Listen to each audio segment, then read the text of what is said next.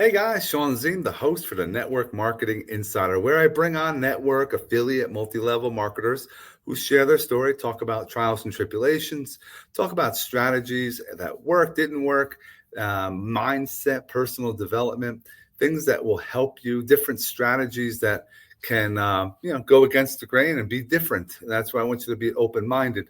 Those that are listening on any of the verticals, please give us a review at the end. Don't forget to go to the description, reach out to my guest. All their information is there. Follow them on all the socials and have a connection call. If you're watching us on the website, YouTube channel, don't forget, hit the subscribe button, hit the like button, drop a comment where you're watching from, and please share the video so we can have more eyeballs on our conversation to help more people. And as always, engage, ask questions. We'll get back to you. Definitely want you to learn something and actually implement. Don't be one that just listens to stuff and not take action. So without further ado, we bring on my next guest. We have Sophia Rowe. What's going on, Sophia? Hi, how are you? Nice to be here. Nice to see you. We had an awesome call, and I was like, look, we got to make this happen. We got to help people and get in front of others and definitely collaborate. And that's why the power of the podcast is it's exponential. It grows tremendously. People are getting value every day, and then they get to look and meet other people. So I always ask my guests, Sophia, who are you and why did you get into network marketing? So my name is Sophia, as you said. I started network marketing years ago, and I think I was working with this. I started working with the pyramids, something like that. And, they have these different pyramids where you rise to the top. It was taking so long that I didn't even know if I would get to the top. I had some challenges. I had some just trying to find people. That was really hard for me. But the good thing about it was not all bad. The good thing about it is I learned how to network. There was a lot of people who I connected with, and that helped me to challenge into different industries. Love it. Yeah, a lot of people say it's a pyramid, but I always want to make sure people understand anything that you're working in is a pyramid. Those that are CEOs are making all the money. The ones on the bottom are never going to get to that level. Never. No matter if you're in a company, or if you're at 9 to 5, you're a teacher, you are real estate agent, insurance broker, what have you. They're the ones at the top making all the money. So, but the ones at the bottom doing the work. We were doing the work. Yes, the ones that are doing all the work for sure. But yeah, I appreciate you sharing. It's hard work. It's tough for a lot of people, but I liked how you were saying that you learned from the process. I did. What were some of the skills that you picked up as far as, and I love how you said networking, because it's important, guys. You have to work. You have to do stuff. What is the stuff that people have to do, Sophia? So if you have a problem talking to people, then that will be a major problem for you. So for me, networking was meeting other people, talking to other people. We would collaborate through meetups or groups, and we would share. They would tell me what's working for them. I would tell them what's not working for me. So can we figure out what needs to work? And so, it was different areas that we needed to, there was pieces that was missing that we weren't getting. So we had to go out on our own to find that missing link. And I tell you, that was the hardest part. But meeting the people, and then the thing about it is, once you network, once it's legit and it's holistic, it's a lifetime meeting. It's not going to change. It won't change. So I learned from that, once I have the piece of link that I was looking for, I could use that to challenge into something else, which is stronger and more, natural. Were there any, when you go to I like how you said you go to actual meetups, you're in person, you are going belly to belly. Some people do that, and some people do the online stuff, and then some people do a mixture of the two. Right. What are some ways that when you first go in there, because some people are nervous, and you said it's hard, they need to learn how to speak and talk to other people and communicate, right? Mhm. What were some of the things that you did when you first started to open the door to a conversation to somebody you never knew before? I try to be natural. I try to be comfortable, and I kind of map out my space to see what I need to do, and I try to see what works. And so when I started talking or started feeling out the room, I already know because I observe so much. So I already know what I need to start talking about or what I need to do. I don't usually always go to straight to the information that they give me because sometimes it's too direct. I need to come from a different angle and meet them where they are. And so that's mostly what I did. I like that. Meeting someone where they are instead of just to oversell the pitch, the product, the It can be a service. whole lot overwhelming. Yes. You don't want to do that over. And I agree. You have to educate people. You have to teach. You got to break things down to small little bits of pieces that they can understand. To sit there and throw up on them from what you're doing without even finding out what they need. You have to Correct. find out the pain points. Because That's exactly. sometimes Yes. whatever you're involved in is never going to help somebody. But if you listen to them, you can find out who else you can help them with Right. and refer them and connect them to other people that'll continue this building of a relationship. I also learned how to firstly you want to do a discovery to see where the pain points or where they're missing. There's always a pain. There will be a solution. So if I could bridge those two together, I will know. And sometimes it's good that you let them talk, let them tell you where they're hurting. And so we could come up with a plan together. Or, we'll find a way. We'll always find a way. Now, are you one that uses social media, and how important is it to you? So I am getting into using social media a lot more. I think I'm mostly on LinkedIn, Facebook, and TikTok. I started a YouTube channel recently, and so I'm building that as well. But I would love to branch out more and use more social platforms because that's where most of the people are hanging out. So I have to be on those things to meet them where they are. That's what we're doing. Now, on TikTok, is there anything that you can share to help people develop themselves on that platform? Because a lot of people think you have to dance, and we know No. you don't have to always just dance. No, you don't have to always dance. I'm not dancing, so I'm not going to meet anybody because I'm not dancing. But education, I'm always putting on something that will educate you, that will help you, that will help to foster, something into something bigger. So TikTok is very good, and it has its ways. If that's what you want to do in dancing, good for you. But there's so many different angles, so many different avenues that you could tap into and make TikTok work for you. TikTok is happening for a lot of people. So yes. Mm-hmm. A lot of people get into different companies and have that rejection that happens. Is there any personal development kind of tips that you can share to help people dealing with that? Because we know, we even talked about, you had struggles when you first get started, no matter what kind of business you get in. How do you keep moving forward? Education. Now, educate yourself. There's a lot of knowledge out there. Stay in the mix. Stay in the mix of everything. I always want to learn more.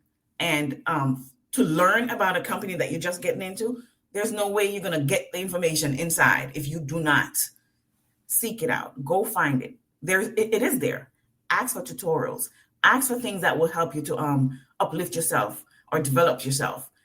You cannot be comfortable talking about something if you don't know about it. Yeah, a lot of times I always say you got to be more competent before you're going to become confident. Of course. And that will come across in your communication with other people because they know you did your homework before you actually just, take a little bit of, everyone's running to make money instead of planting the foundations to make things happen for the long haul. Everyone's looking for that, shiny object when if you have a great, whatever it is, it could be great if you just put some time in and built that foundation to allow it to grow. But people just, they're not in it for the business. They don't realize they're doing it more of like a hobby. Right. See, this is what I have. This is what I'm going to be doing. So I am putting the groundwork now. Later on in life, it will fester into something bigger. And you can't, like you said, you can't get to the top without not having the foundation. It will crumble. You don't want that. Now, I like how we found, and I have another buddy that actually plays around and has strategies working in a nonprofit sector that allows you to, I always tell people, if you can find, an orchard will give you the amount of business for the rest of your life. Everyone's looking for the apple for the one day thing or the apple tree. But if you get an orchard, and I think in that mind frame, a nonprofit could be the orchard that someone's looking for, because you're helping one person, for example, and they have their network of 50, 100,000 people that can get involved with your opportunity. Of course. How does that help you? Go ahead. Sorry. Sure. So when I started thinking about getting into nonprofit, because I love to serve, I like to, I want to be more impactful. So when I started getting into researching nonprofit, I wanted to help young women in underserved communities and to feel more visible. They are unseen, unheard, and not supported. So I wanted to bridge that gap. I wanted to get in there so I could help them. I wanted to provide resources and education, mentorship, and training to help them to get to where they need to get to. There's so many young girls out there who are struggling. And it's not like there's not help out there, but they don't know where to find it. And so with having a nonprofit, I could create like a ripple effect, one might say, and that will help to one person tell one person, tell one person, tell one person. In the end, I have a lot more people that came through that one person. And that's just how it grows. For me, that's how I think it grows. So I always think about the ripple effect. You help that one person could bring in 10 different person into this channel. And it works that way for me. So that's how my nonprofit came about. I wanted to help somebody that is less fortunate, not seen, not heard, unsupported, and underserved. I like how you shared mentorship. The mentorship I found is very important. You can find that in books. You can find that in person, that was living in the past, the people that are today. You can have connections that are humans right now that you can live and learn by. Yes. What are some strategies that will helping those young women to, what are some like areas that you'd be focusing in on the mentorship side? So I do a lot of one-on-one. First of all, I assess to see where I need to work on, what I need to work on, or what I need to help them with. And they always talk about just having that buddy, like a buddy system where you talk or they talk and you listen, or let them share, express themselves. And just, what I do, I have a system that we make sure every day we're covering certain things. But I make sure they're talking, they're expressing themselves, they're telling me where they need help. I'm finding the help. We're sharing. We're just mentoring each other. I learn from them. They're mentoring me as well. So most of the time is sharing, expressing, finding resources. They have an idea. Let's build that. So we end up talking about it so we could fester into bigger things and more things that will help them grow in the end. Some of them don't want to be in big groups or large groups, but that one-on-one relationship building, that works. Guys, what Sophia just shared with you is powerful in the network marketing model, because you should have one-on-ones. You should be listening to people because you're going to find out what they need. You don't just sit there.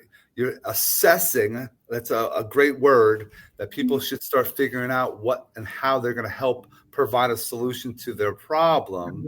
Yes. You're learning from your prospect you're talking to, these are all things that you can take action and implement. But a lot of people say, oh, what are the skills? We just shared a few right there that you should be focusing on. And it's about communication and building relationships and, finding out, diving deeper to see how you could help someone. Absolutely. With this podcast, I'm learning all the time. I'm always listening. Oh, the other skill is that Sophia was mentioning is sharing. You're sharing. You're not having to sell. You share what the product or service does for you, and people are going to be attracted to you because you're not selling. You're sharing what is personally happening, why you're using it, and how it's been affecting your life and it changed you.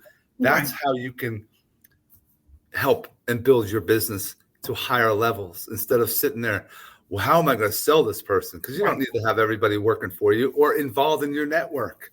Right. But the thing about it is, I think there's another way that I present it too. After I share, after I assess, after I do all those good things or mentoring, I always say even to the parents, what will prevent you from giving your child this or having your child do this? What would prevent you? Would it be too hard or too expensive for you to provide this for your child?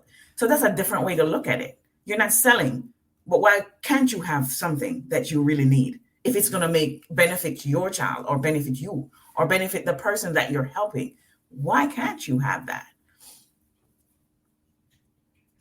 I definitely agree. As far as the children of today need more mentorship, they need more skills, they need more, there's a lot of hand-holding. Parents don't want to let them go, and they're scared. They want to do everything for them, which is actually detrimental. It's changing their trajectory because they're holding them back. But having people like Sophia that they can dive deeper with, find out what their wants are, what they want to do down the road, and then getting them to.